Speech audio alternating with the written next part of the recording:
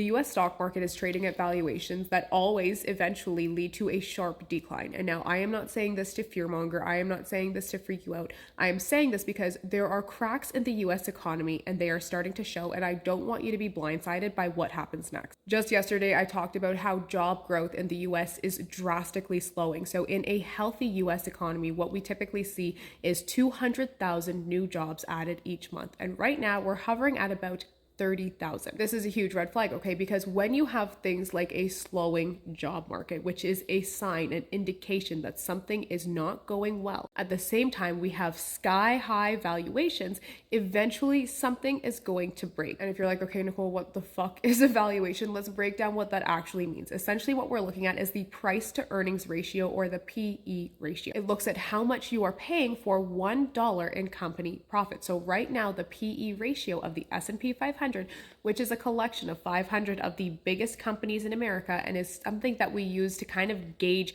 the health of the stock market. It has a PE of 22. So essentially investors are paying $22 for every $1 in profit these companies are making. The higher that number goes, the more expensive these stocks are relative to what the company is earning. Now, why does that matter? Because if you are paying a super high price per dollar of earnings, you are building in super high expectations for the future. Essentially, the companies need to keep growing fast to justify today's price. And if growth slows down even a little, those valuations can collapse quickly. That's when stock prices fall. And right now, like I said, the S&P 500 is trading at a PE ratio of 22, and historically the average is 16. When we look at history, when we look at data, okay, we can see that every time valuations have been stretched this high, we see a correction. You need to understand though that this doesn't necessarily mean it's a bad thing for you. If you have decades until retirement, if you are in your 20s or your 30s, these pullbacks and crashes are actually huge opportunities, because what happens when the market goes down